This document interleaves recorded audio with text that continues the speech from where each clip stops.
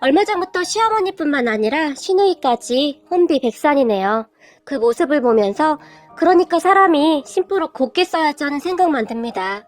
그리고 그런 시댁 가족들을 보며 속이 다 시원해집니다. 우리 시댁은 시누이 한 명과 서방님 그리고 우리 남편이 있습니다. 시부모님은 돈이 조금 있는 편이에요. 시아버지가 젊었을 때 부동산에 관심이 많아서 여기저기 투자 겸 샀던 것들이 꽤 잘 됐던 모양입니다. 그런데 돈만 있으면 뭐 하겠습니까? 돈 있다고 없는 사람들을 그리도 무시하는걸요. 그러다가 이번에 아주 큰 코를 다친 거죠. 우리 친정은 굉장히 어려워요.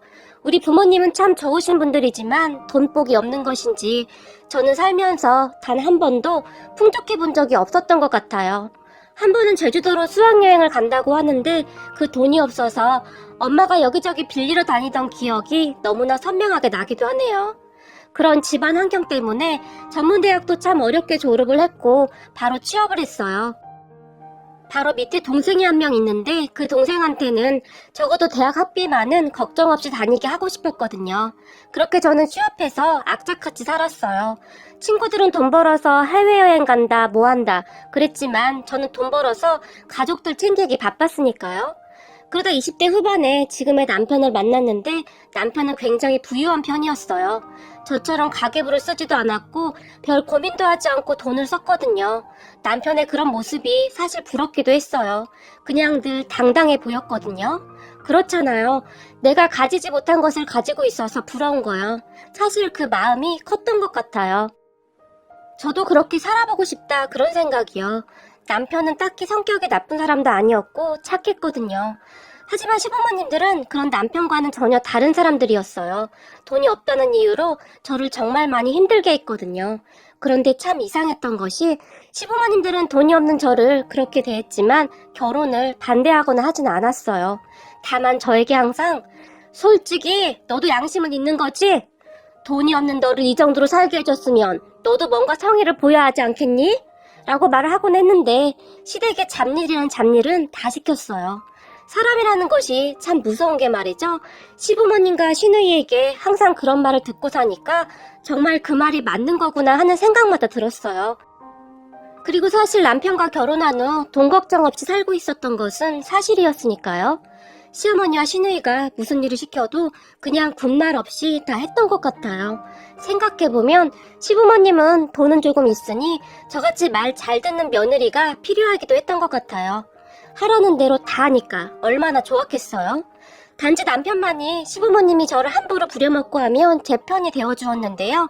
그런 남편에게 저는 늘 괜찮아, 내가 좋아서 하는 일인걸? 이라는 말을 하기도 했으니까요.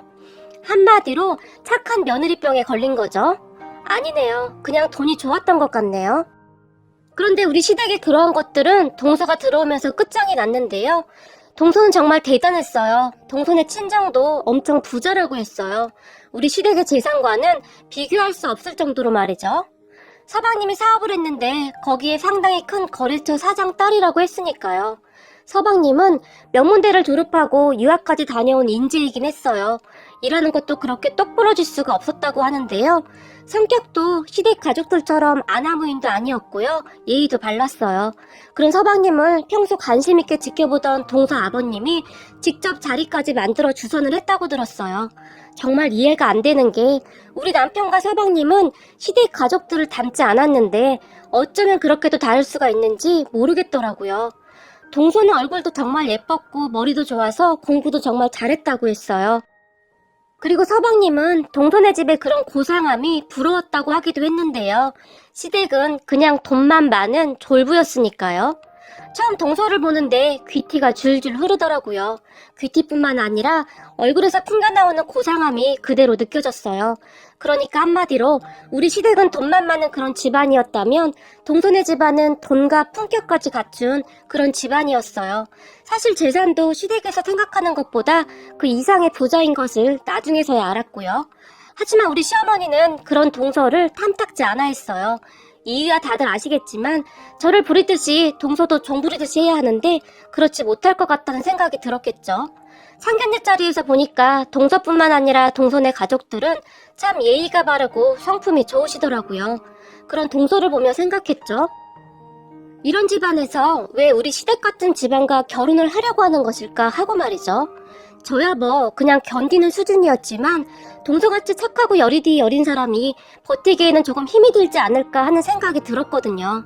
우선 우리 시누이는 정말이지 생성을 초월하는데요. 예의라고는 찾아볼래야 찾아볼 수가 없는 사람이에요. 그냥 제멋대로라고 보시면 될 것 같아요. 뜻대로 안 되면 자기 성질에 못 이겨서 난리가 날 정도예요. 그런 시누이를 보며 처음에는 저도 많이 놀랐는데요. 시누이는 저를 무시하는 말을 그냥 서슴없이 하는 그런 사람이에요. 저야 뭐 그런 시누이를 그다지 신경조차 쓰지 않고 있지만 정말 인간 같지도 않다고 해야 할까요? 아무튼 시댁 분위기는 이래요. 이렇게 정리를 하다 보니 제가 이곳에서 어떻게 버텼나 싶을 정도네요. 그런데 이런 시댁에 동서가 들어오면서 조금씩 균열이 생기기 시작했는데요. 동서는 착하고 똑똑한 만큼 당찬 사람이었어요. 시어머니와 시누이를 한 번에 KO 시킬 정도였으니까요. 우선 상견례 때 시어머니가 집은 우리가 가지고 있는 것이 있는데 거기서 시작을 하시죠. 꽤 큰 평수라 큰 문제는 없을 듯 합니다. 새돈어른에게 말을 했어요. 우리 시어머니의 방법 중에 하나거든요. 돈으로 사람을 올감해 버리려고 하는 수법이요. 하지만 시어머니가 상대를 잘못 골랐던 것이죠. 그런 시어머니를 보며 사돈어른이 무슨 그런 말씀을요? 요즘 누가 남자가 집을 해오나요? 공평하게 반반씩 하시죠. 모든 것을요. 라고 말을 했어요. 돈도 많은 집에서 당연한 거 아니겠어요? 그런데 시어머니는 정말 마음에 안 든다는 표정이었어요. 아마도 동서를 마음대로 할 수가 없겠다는 생각을 하지 않았나 싶은데요. 동서는 신혼여행을 다녀온 후 선물도 정말 좋은 것들로 사왔어요. 그 부분은 시어머니도 마음에 드는지 아주 흡족해 하시더라고요. 시누이도 그랬고요. 시어머니와 시누이의 선물을 주고 난 후 동서가 제 선물도 준비해와서 제가 고맙게 받았는데요. 그 모습을 지켜보던 시누이가 옳게 큰올케는 안 줘도 돼. 큰올케는 이런 거 줘도 쓸 줄도 모르고 라는 말을 했어요. 그 순간 제 얼굴이 새빨갛게 달아올랐는데요. 그런 제 표정을 보던 동서가 세상에 화장품이랑 가방을 쓸 줄 모르는 사람도 있나요? 라며 시누이 말을 대받아쳤어요. 아니 내 말은 이렇게 비싼 건 안 써봤다는 거지. 시누이가 불쾌한 듯 동서에게 말했지만 화장품 바르는 것도 뭐 기술이 필요한가요? 그냥 바르기만 하면 돼요 형님. 하긴 형님은 원래가 피부가 좋아서 이런 거 안 써도 되겠네요. 피부가 어쩜 이리도 좋아요? 라며 동서가 저를 보며 활짝 웃었어요. 그 말에 제가 놀라서 그저 어버버 하고 있었는데요. 동서가 그런 제 손을 꼭 잡더니 형님 앞으로 저 좀 잘 봐달라고 주는 뇌물이에요. 그래서 형님 거는 더 많이 사온 거예요. 라며 귓속말을 했어요. 그 말을 듣는데 저도 모르게 울컥하더라고요. 시댁에서 저는 그저 가정부 취급을 받았을 뿐 그동안 그런 대접을 받아본 적이 없었으니까요. 동서는 참 착하기도 했지만 배려가 많은 사람이었어요. 그냥 몸에 배려가 배어있는 사람이라고 해야 할까요? 그랬으니 시댁 가족들과 전혀 어울릴 수가 없었겠죠. 동서도 처음에는 시댁 가족들과 잘 지내보려고 했지만 시댁 가족들의 실체를 알고부터는 되도록이면 시댁에 오지도 않았어요. 시댁은 주말마다 다 같이 모여서 식사를 하곤 했는데요. 본인들 생각으로는 그렇게 하면 화목하게 보인다는 그런 생각을 하는 것 같았어요. 저는 그저 우울하기만 했어요. 하루 종일 주방에서 일만 해야 했으니까요. 남편이 착해서 좀 도와주려고 하면 시어머니가 눈을 시퍼렇게 뜨고 째려봐서 제가 오히려 더 힘이 들더라고요. 그런데 동서는 그 꼴을 절대 그냥 보고 넘기지 않았어요. 어느 날 주말 저 혼자 이리 뛰고 저리 뛰고 음식을 하고 있었는데 동서가 왔더라고요. 그리고 주방에서 분주하게 일을 하고 있는 저를 보던 동서가 형님도 가족인데 왜 형님만 주방에서 일을 하는 거죠? 가족들을 보며 말을 했어요. 그런 동서를 가족들 모두가 놀라서 바라보고 있었는데요. 무슨 말이야? 지금껏 큰올케가 혼자 다 했는 걸. 그럼 여기서 누가 해? 시누이가 어이없다는 표정으로 동서를 바라봤지만 다 같이 해야죠. 우리가 다 같이 먹을 음식 만드는 거 아니에요? 이게 무슨 경우예요? 저는 이런 경우는 처음 봐서요. 우리 친정은 혼자 이렇게 일을 안 해요. 서로서로 도우면서 하죠. 아니면 음식 해주는 분을 부르던지요. 근데 이건 많이 잘못된 것 같네요. 동서가 싸붙였어요. 그런 동서의 말에 시누이가 그렇게 미안하면 작은 올케가 가서 일해. 그러면 되겠네. 비웃으며 말을 했어요. 그러면 형님은 음식 안 드신다는 거죠? 동서도 지지 않고 말을 했고 뭐? 너 지금 나랑 싸우자는 거야? 평소에도 본인 마음대로 되지 않으면 화부터 내는 신우이가 드디어 폭발을 한 듯 했어요. 그 모습을 보며 제가 급히 동서에게 동서, 나는 괜찮아. 진짜 괜찮아. 라고 말을 했지만 아니요, 저는 괜찮지가 않네요. 우리 아버지가 늘 말씀하셨거든요. 일하지 않는 자는 먹지도 말라고요. 당연한 거 아니겠어요? 동서가 다시 가족들을 보며 말을 했어요. 그런 동서를 보며 시어머니가 너 지금 우리 들으라고 하는 말이니? 화를 내며 말을 했어요. 아니요, 저는 모두에게 잘못했다고 말을 하고 있는 건데요. 동서의 말에 시어머니가 부들부들 떨었는데요. 시어머니가 서방님에게 당장 니처 데리고 가거라 라고 말을 했고 서방님이 동서를 데리고 급히 나갔어요. 저는 그런 동서의 당당함이 그저 부럽더라고요. 저는 단 한 번도 그렇게 살아본 적이 없었으니까요. 그리고 그 뒤 주말마다 모이던 시댁 모임은 없어졌어요. 동서가 매주 와서 집안을 쑥대밭을 만들어버렸거든요. 덕분에 저는 아주 편해졌고 말이죠. 주말에 집에서 쉬는 것이 어찌나 좋은지 모르겠더라고요. 가끔 동서가 동서 집으로 우리 부부를 초대해서 동서 집에 가서 맛있는 것도 먹고 저는 정말 꿈같은 시간이었어요. 단지 시어머니와 시누이만이 그런 동서를 눈에 가시처럼 생각했는데 계속 벼르고 있었던 것 같아요. 그러다가 시아버님 생신날이 되었는데요. 시어머니가 저에게 전화를 해서는 네 동서 결혼하고 첫 생신상이니까 동서랑 상의해서 잘 차리거라. 친척들도 오기로 했으니까 라고 말을 했어요. 시어머니와 전화를 끊은 다음 제가 동서에게 전화를 해서 상의를 했는데 형님 걱정하지 마세요. 음식은 제가 다 알아서 할게요. 동서가 자신만만하게 말을 했어요. 동서 혼자? 아니야, 내가 도와주면 되니까 같이 해. 제가 말을 했지만 형님 괜찮아요. 동서가 그런 저를 말렸어요. 그리고 시아버님 생신날이 되었는데요. 제가 혹시나 싶어 시댁으로 일찍 출발을 했는데 동서가 와 있지 않았어요. 시어머니가 저를 보자마자 너 동서한테 잘 전달은 한 거야? 오늘 손님까지 초대했는데 장도 안 봐놓고 도대체 뭐 하는 거야? 저에게 소리를 질러댔어요. 시어머니의 다그침에 제가 동서에게 전화를 했지만 형님 걱정하지 마세요. 정확한 시간에 다 준비할게요. 라는 말만 할 뿐이고요. 그렇게 저는 불안한 마음으로 시어머니의 눈치를 보고 있었는데요. 잠시 후에 시댁 초인종이 울리고 동서가 의기양양하게 들어왔는데요. 우리 모두는 동서의 모습을 보며 기겁할 수밖에 없었어요. 동서가 말이죠. 세상에나 출장 뷔페를 불렀던 거죠. 출장 뷔페 직원들이 와서 세팅까지 완벽하게 해주더라고요. 그 모습을 지켜보던 시누이가 올케 지금 미쳤어? 감히 우리 아버지 생신날 출장 뷔페를 불러? 아무리 아나무인이라고 하지만 너무한 거 아니야? 동서에게 삿대질까지 하면서 따졌어요. 형님, 제가 음식을 잘 못해서요. 그리고 우리가 하는 음식보다는 전문가가 해주는 음식이 훨씬 낫지 않겠어요? 뭐가 잘못됐다는 거죠? 동서도 도무지 이해가 안 된다는 표정으로 신우이에게 말을 했어요. 그런 동서를 보며 니네 집에서는 부모한테 이렇게 하라고 가르쳤니? 돈 있는 집안이라 우리가 좀 봐줬더니 너 아주 심하게 기어오른다? 신우이가 나오는 대로 말을 해버렸어요. 그리고 신우이의 말에 동서가 화가 난 듯 했는데요. 사실 형님네 아버님 아닌가요? 음식을 차리려면 아들, 딸들이 직접 해야 하는 거죠. 원칙대로 하자면 자식들이 차려드리는 게 맞다고 생각하는데요. 우리 친정에서는 부모님 생신이라고 올케들만 음식하지 않거든요. 동서가 신우이에게 마치 따지듯이 말을 했어요. 그런 동서의 말에 신우이의 눈이 순식간에 돌아가 버렸는데요. 순간 신우이가 동서의 뺨을 날려버렸어요. 신우이는 저한테 하던 버릇을 동서에게도 그대로 하더라고요. 신우이는 그런 아나무인 버릇 때문에 결혼한 지 1년도 안 돼서 이혼까지 당했는데도 자신의 행동이 잘못되었다는 생각을 전혀 안 했어요. 하지만 동서는 저와는 달랐던 것이 절대 참지 않았어요. 지금 뭐 하시는 거예요? 동서가 신우이를 째려봤는데요. 왜, 억울해? 그럼 기본을 지켜야 할 거 아니야. 맨날 시댁에 와서 친정 얘기나 하고 정말 재수없게 라며 동서에게 소리를 질러댔어요. 그 순간 동서의 입에서는 형님이야말로 정신이 어떻게 된 거 아니에요? 저 살면서 이런 모욕은 처음이에요.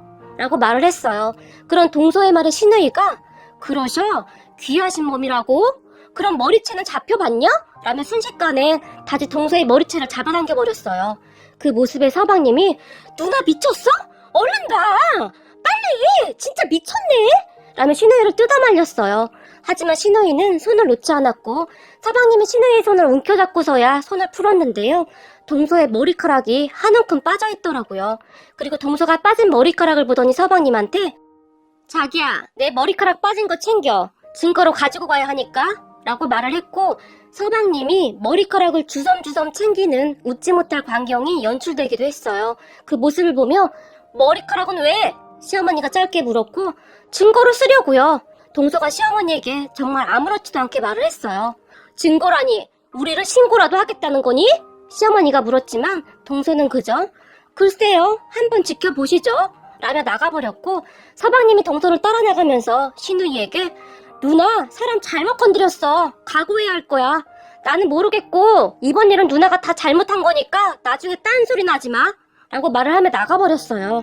그런 동서를 보며 시어머니가 아주 속이 다 시원하다. 잘했다, 잘했어.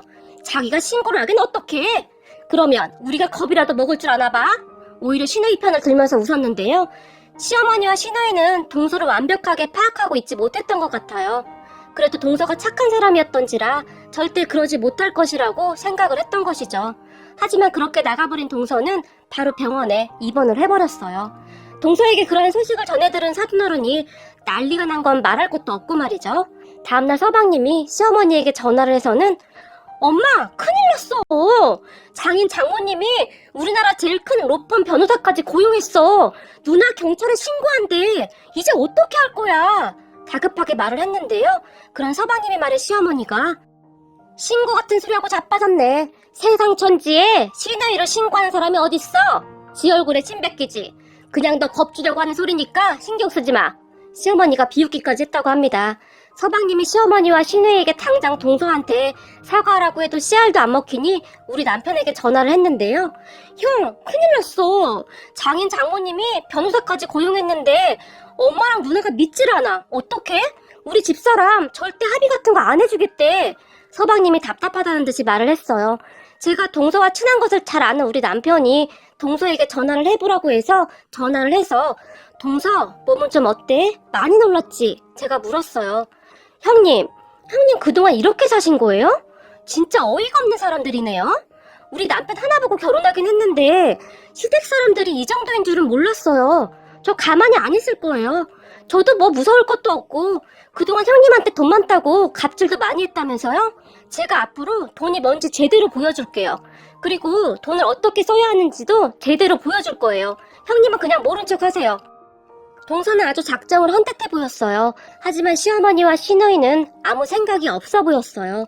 그리고 동서는 정말로 신우이를 경찰에 신고해버렸어요. 그런 동서를 보며 시어머니가 깜짝 놀랐는데요. 독하다, 독해. 어쩌면 신우이를 경찰에 신고를 해? 라고 혀를 내두르며 동서에게 전화를 했지만 동서는 전화를 받지 않았어요. 이혼까지 불사하겠다며 변호사까지 고용을 했더라고요. 그것도 어마무시하게 큰 대형 로펌 변호사로요. 변호사 말로는 동서가 합의를 안 해주면 이 사건은 정말 큰일이라고 하더라고요. 그 바람에 시댁이 온통 난리가 났는데요. 시댁도 변호사를 고용한다 뭐한다 한참을 그러더라고요. 그런데 신우이가 동서에게 한 짓은 명백한 사실이기 때문에 무조건 합의를 해야 한다고 했대요. 그렇게 결국에는 시어머니와 신우이가 울며 겨자 먹기로 동서가 있는 병원으로 찾아갔는데요. 시어머니가 저까지 데리고 갔어요. 네가 네 동서랑 친하잖니? 네가 가서 말 좀 잘해줘라. 네 신우이 경찰서 갈 순 없잖니? 라고 말을 했어요. 하지만 저는 동서를 설득할 생각이 조금 더 없었어요. 이번 기회에 신우이가 정신을 좀 차렸으면 했거든요. 그런데 동서 병문안을 가야 하니까 우선 따라 나서긴 했는데요. 동서가 입원한 병실 앞에 도착을 했는데 경호원 한 명이 서 있었어요. 동서의 친정아빠가 화가 많이 나서 가만 안 있겠다며 경호원까지 고용했다고 하네요. 그 순간 동서의 말이 떠올랐어요. 돈을 어떻게 쓰는지 보여주겠다고 했단 말이요. 그럼 경호원은 우리에게 성함이 어떻게 되시죠? 라고 물었어요. 경호원의 말에 나 저기 안에 있는 사람 시어미 되는 사람이요. 문 열어줘요. 라고 말을 했는데 시어머니의 말에 경호원이 성함만 말씀해 주시면 됩니다. 다시 짧게 말을 했어요. 그 말에 시어머니가 내가 CM이라니까? 라고 소리를 질렀는데요. 제가 보기에 시어머니는 그때까지도 정신을 못 차린 듯 했어요. 경호원이 시어머니 말에 오히려 단호하게 성함을 말씀해주지 않으시면 못 들어갑니다. 라고 막아섰어요. 경호원의 말에 시어머니가 박경순이요. 씩씩거리면서 말을 했고 박경순님이라 명단을 쭉 훑어보더니 명단 리스트에 박경순님은 없습니다. 돌아가십시오. 라는 말을 했어요. 그 말에 시어머니의 눈이 휘둥그레졌는데요. 아마도 그때쯤에야 뭔가 심상치 않다는 것을 깨달았던 것 같아요. 그리고 신우이가 신우이 이름을 댔지만 당연히 명단에 없었고요. 마지막으로 경호원이 제 이름을 물었고 김미영이요. 제가 대답을 하자 김미영님은 명단에 있습니다. 김미영님만 들어갈 수 있습니다. 라고 말을 했어요. 그 말에 저뿐만 아니라 시어머니와 신우이도 깜짝 놀랐는데요. 시어머니가 저를 보며 가서 네 동서한테 말 좀 잘해주렴 이러며 간절하게 부탁을 했어요.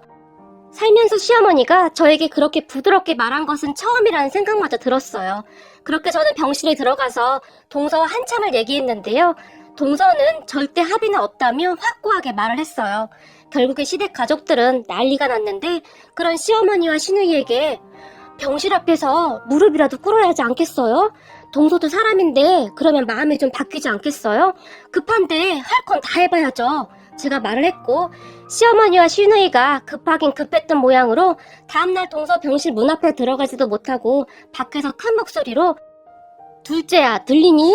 우리가 잘못했다. 얼굴 보고 얘기 좀 하자. 라며 무릎까지 꿇고 싹싹 빌어댔어요. 평생을 돈 많다고 갑질하더니 아주 꼴 좋더라고요. 하지만 동서는 그런다고 바로 용서를 해주지는 않았어요. 그 다음날이 돼서야 동서가 허락을 했던지 경호원을 대동하고 시어머니와 시누이를 병실 안으로 불렀어요. 그리고는 시어머니와 시누이에게 두 분 다 각서 쓰세요. 앞으로 형님하고 저한테 절대 함부로 하지 않겠다고요. 라며 각서까지 쓰라고 했대요. 그 말에 시누이가 이거하고 그렇게 하고는 별개잖아 라고 말을 했다고 하는데요. 그러세요? 그럼 우리 얘기도 여기까지만 하겠습니다. 법원에서 보시죠. 동서가 단호하게 얘기를 했다고 하는데요. 그런 동서의 말에 시누이가 볼펜이 어딨더라? 어떻게 쓰면 되지? 나 최현주는 이 시간 이후로 올케들에게 절대 함부로 하지 않을 것을 맹세합니다 라고 썼다는데요. 동서가 어떠한 경우에도 갑질을 하지 않겠다는 것도 추가하세요 라고 말을 했다고 하네요. 형님, 돈 좀 있다고 사람한테 그러는 거 아니에요. 진짜 돈 있는 사람들은 돈을 그렇게 쓰지도 않거든요. 졸부들이나 그러는 거죠. 저는 이번 기회를 계기로 형님이 배려라는 것을 좀 배웠으면 좋겠네요. 라고 딱 부러지게 말을 하기도 했다네요. 동서의 그러한 말은 서방님이 우리 남편에게 전달해줘서 제가 듣게 되었어요. 그렇게 시누이와 시어머니는 정말 호되게 당할 수밖에 없었는데요. 그 뒤로는 시누이가 동서뿐만 아니라 제 앞에서도 고양이 앞에 쥐로 변했고 그 아나무인이 제 눈치를 다 보더라고요. 혹시나 제가 동서에게 일러바치기라도 할까봐요. 어찌나 꼬시던지 그리고 동서에게 어찌나 고맙던지 눈물이 날 정도였어요. 그 뒤에도 동서는 저에게 참 고마운 사람이었는데요. 저희 친정아버지가 수술을 해서 병원에 입원을 했는데 동서가 선물을 바리바리 싸서는 병문안을 와줬어요. 그 모습에 제가 너무 감격해서 눈물을 흘렸는데요. 그럴 수밖에 없었던 것이 시댁 가족들은 수술이 잘 되었냐고 안부조차 묻는 사람이 단 한 사람도 없었거든요. 그런데 동서와 서방님이 직접 찾아와서는 이것저것 챙겨주고 가더라고요. 거기다가 친정아버지 수술비도 계산을 다 하고 갔는데 그런 동서에게 동서 이러지 않아도 되는데 제가 말했지만 형님 우리 아버지가 그러셨어요. 돈은 이럴 때 쓰라고 있는 거라고요. 형님은 우리 가족이잖아요. 제 마음이에요. 라며 말을 했어요. 동서는 항상 그랬어요. 선물을 줄 때도 기분 나쁘지 않게 주는 방법을 아는 사람이었어요. 그런 동서로 인해서 시댁 가족들도 정말 많이 바뀌었는데요. 시누이와 시어머니는 요즘 제 눈치도 정말 심하게 본답니다. 혹시라도 저에게 함부로 하면 동서가 절대 참질 않거든요. 그 이후로 시댁에는 거의 가지도 않는 듯해요. 시부모님이 그냥 오지 말라고 하더라고요. 참 별일도 다 있네요. 이번 일을 겪으면서 동서한테 참 많이 배우네요. 어떻게 베풀고 살아야 하는지 정말 많이 배웠습니다. 이번 일을 시어머니와 시누이가 많이 깨달았으면 좋겠네요. 청성이 쉽게 변하지는 않겠지만 말이죠.